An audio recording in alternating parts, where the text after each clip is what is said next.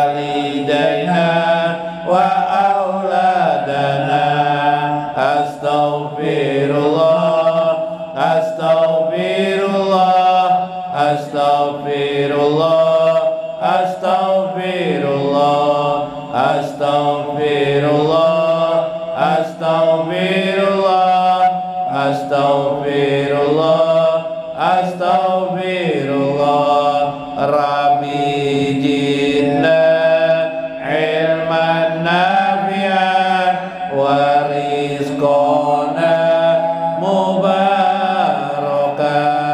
astaghfirullah astaghfirullah Astaghfirullah, astaghfirullah astaghfirullah, astaghfirullah astaghfirullah astaghfirullah rabbi hablana rizqan wasi'an wa amalan mutaqabbalan astaghfirullah astaghfirullah astaghfirullah astaghfirullah astaghfirullah, astaghfirullah astaghfirullah astaghfirullah rabbi hablana rizqan fid dunya wal akhirah astaghfirullah astaghfirullah, astaghfirullah astaghfirullah astaghfirullah astaghfirullah astaghfirullah astaghfirullah wa minka salam salim lana wa fi dinina wal muslimin astaghfirullah astaghfirullah, astaghfirullah astaghfirullah, astaghfirullah astaghfirullah astaghfirullah astaghfirullah antas salam wa minka salam salim lana ila subuli salam astaghfirullah astaghfirullah astaghfirullah, astaghfirullah astaghfirullah astaghfirullah astaghfirullah astaghfirullah fa ataina rahmatas salam wa warisa daras salam astaghfirullah astaghfirullah, astaghfirullah, astaghfirullah astaghfirullah astaghfirullah astaghfirullah astaghfirullah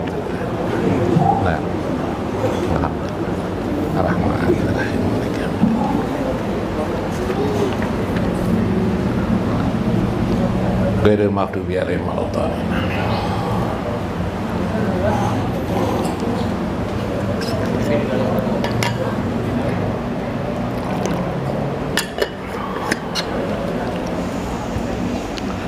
Assalamualaikum warahmatullahi wabarakatuh. Bismillahirrahmanirrahim. Bismillahil malikil qudusis salam. Bismillahil azizil hakim. Wassalatu wassalam ala sayyidina wa nabiyina Muhammad salatan daimatan wa ala alihi wa sahbihi ajma'in. Fa inna insyaallah ab'asu li kitabi Syekh Abdul Qadir Al-Jailani Fathur Rabbani wa nafa'ana bihi wa ulumihi bidarain amin ya rabbal alamin.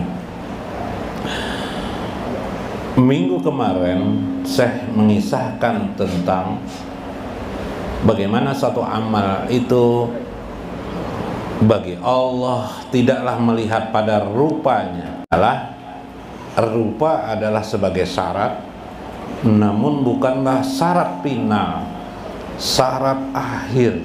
Yang paling pokok apabila syarat zahir itu sudah dipenuhi, tinggallah yang diutamakan diperhatikan batin seseorang. Inilah yang dimaksud dalam hadis Nabi, innallaha yanjuruna ila qulubikum. Allah memperhatikan hati kamu. Maka hidup itu juga, kehidupan ini juga kata saya, ketika kita dihidup di dunia ini, johirnya mungkin sama dengan orang lain, batin berbeda. Pada saat itulah juga Allah berbeda terhadap hamba-hambanya, tergantung batin seseorang. Keikhlasan suatu amal diterima oleh Allah bergantung pada batin daripada orang yang melaksanakan. Dalam kehidupan sehari-hari, berniaga, berjualan, bertransaksi, mungkin melakukan perjalanan atau di mana saja, di luar daripada mereka mengerjakan sholat 5 waktu, bahkan pada sholat 5 waktu, Allah perhatikan hambanya itu adalah batin ketika melakukan perbuatan kebaikan-kebaikan itu. Ketika dia berdagang, bagaimana hatinya dalam memahami perdagangan itu, Allah perhatikan hatinya. Bila dia dengan berdagang itu berpikir bahwa johir dagangannya itulah yang menyelamatkan dia, memberi dia rezeki, maka orang itu adalah jauh dengan Allah Subhanahu wa ta'ala. Orang itu adalah termasuk orang yang tidak pernah akan diperhatikan oleh Allah. Adapun hamba yang sudah terpilih itu memahami ketika dia berdagang, dia melakukan, namun hakikatnya adalah semua rezeki itu bergantung Allah Subhanahu wa ta'ala, bukan dagangan yang dia lakukan. Johirnya betul, dagangannya terlihat, lahir dan batin. Subhanallah, ini paling banyak sekali dibahas oleh saya.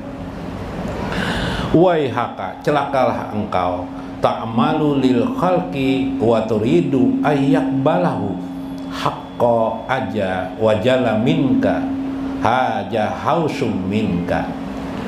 Celakalah engkau beramal, hatimu engkau tujukan untuk manusia, hatimu engkau tujukan untuk makhluk, bukan kepada Allah Subhanahu wa ta'ala. Maksudnya tadi, ketetapan segala hal itu dikuasai seluruhnya oleh Allah Subhanahu wa ta'ala, bukan johir yang kita lakukan. Ini maksudnya. Wa turidu ayyakbaluhul haq, engkau berharap ibadahmu, sholatmu diterima oleh Allah Azza wa Jalla, tapi hatimu, pikiranmu, jiwamu mencari sesuatu kepada makhluk. Misalnya sholatnya orang-orang munafik, seperti sholatnya orang-orang munafik, dia sholat tapi ketika dia bersedekah ingin dilihat oleh manusia. Itulah contoh bahwa hati orang itu ketika beribadah atau ketika beramal kebaikan, hatinya ditujukan kepada sesuatu selain Allah Subhanahu wa ta'ala. Di sini ada dua gambaran yang ingin ditunjukkan oleh saya gambarkan. Pertama dulu dalam hal ibadah, coba lihat nanti di layar.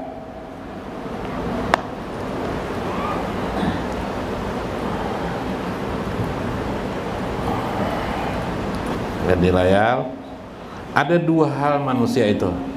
Manusia itu disebut dengan insan, manusia. Nah, ini manusia. Pertama dulu, bagian yang pertama disebut dengan pekerjaan ibadah. Ibadah mahdoh namanya.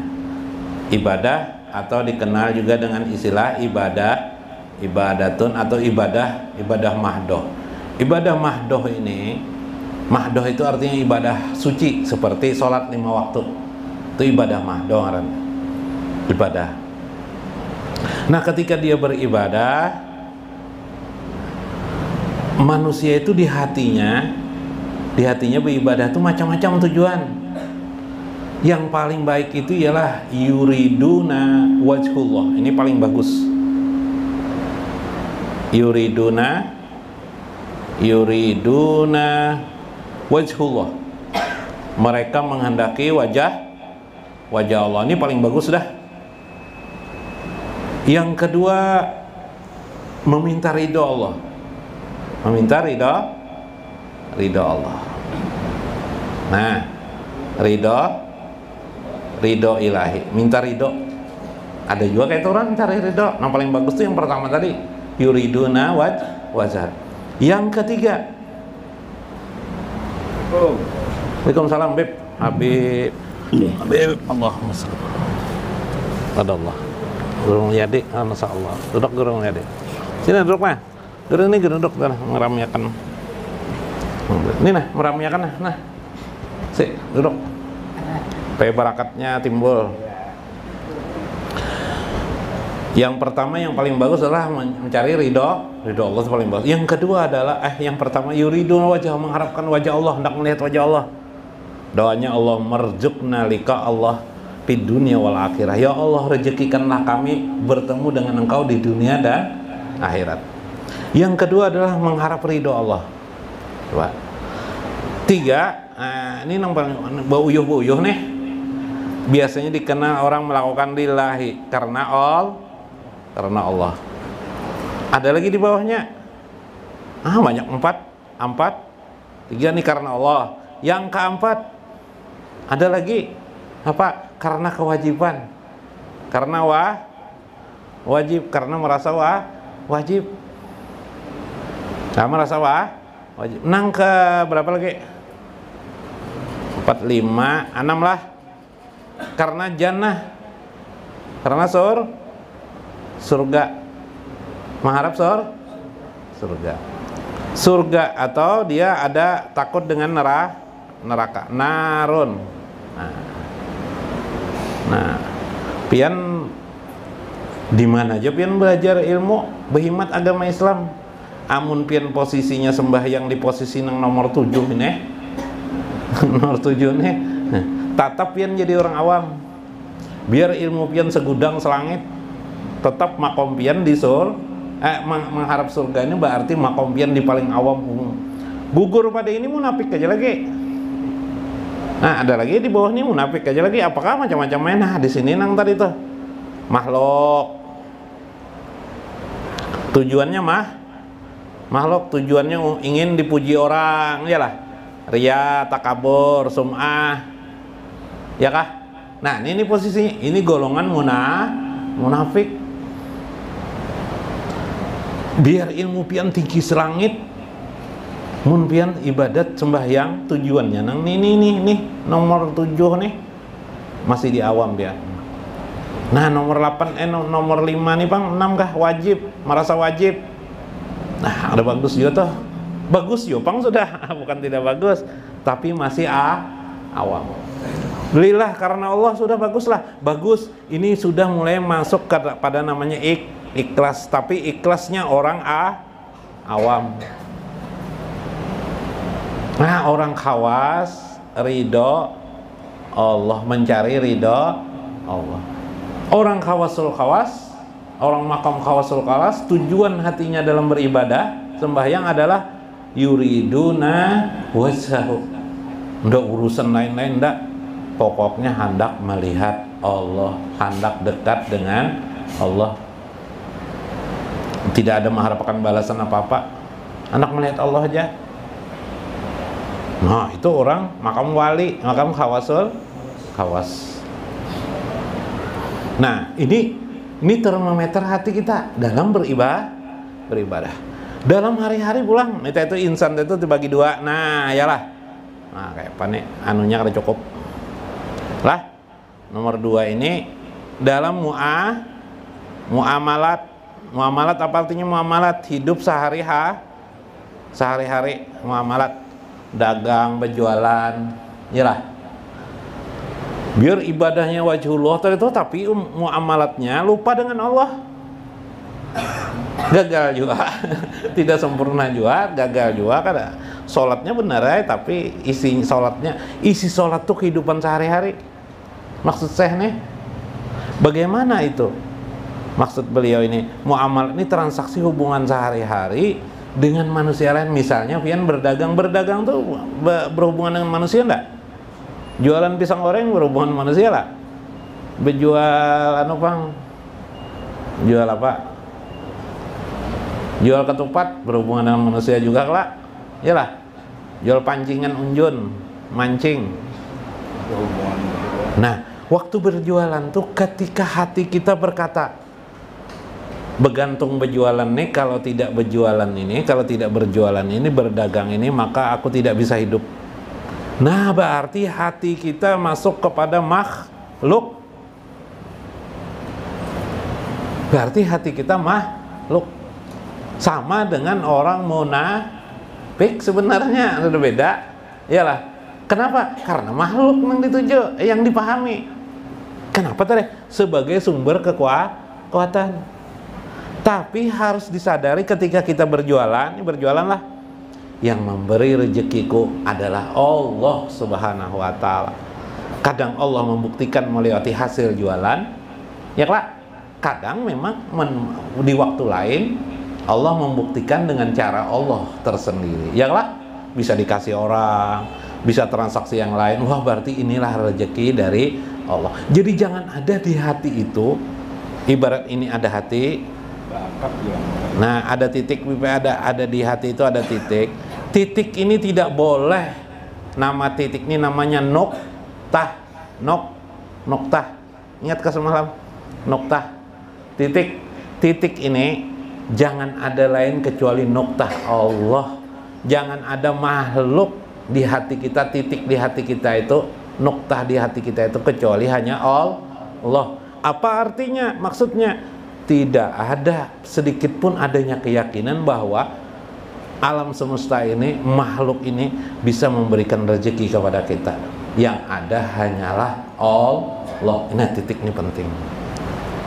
Bila titik ini tidak ada, titik Allah ini tidak ada di hati kita, semua hal yang tadi ibadat kita itu dusta semuanya. Jerseh. Berarti kamu dusta aja semuaan.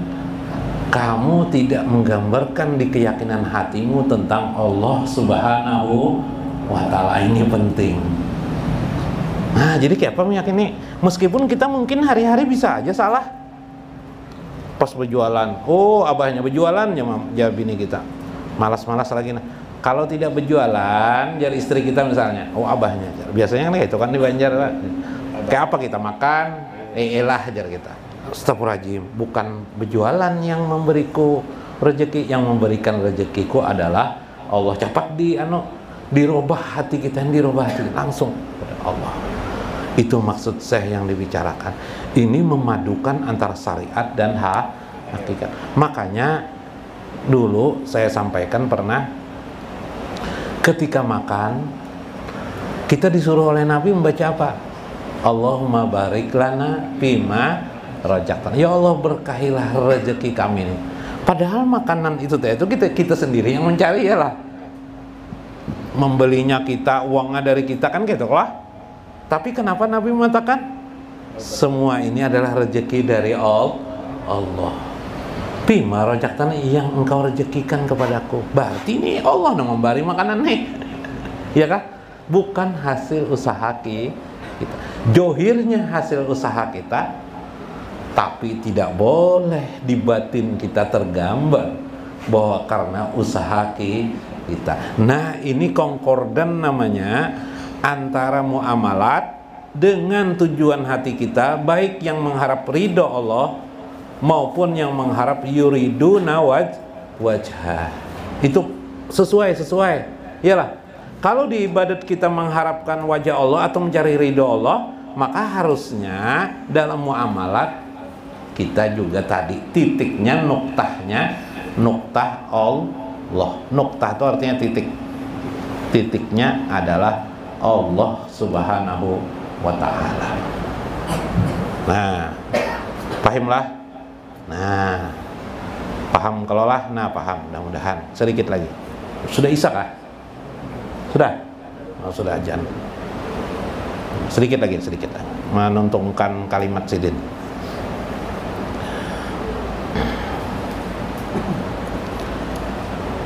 Wahaja hausun minka, bila engkau masih berkeras tadi dengan cara-cara lakonmu dalam hidup ini, maka pelajaran agama yang Anda pelajari jadi sia-sia bagi Anda, tidak berguna. anta hausun minka, engkau itu sebenarnya galau, orang yang tidak memiliki aturan dalam hidup, yaitu tidak tersambungnya antara syariat dan hakikat, tidak tergabungnya syariat dan hakikat, maka sia-sia. Bila engkau hanya memikirkan yang johir saja, tidak yang batin, maka engkau itu kacau, haus, engkau tuh galau, rusak, engkau tuh rusak bahasa lainnya, kacau. Maka luruskan hatimu kepada sesuatu yang sebenarnya apa yang harusnya ternuktah di dalam hati kita. Tidak lain, nuktah itu adalah hanya ada Allah. Mudah-mudahan bermanfaat, mudah-mudahan dapat hikmah kita di dalamnya. Wallahul muwaffiq ila aqwamit thariq. Wassalamualaikum warahmatullahi wabarakatuh.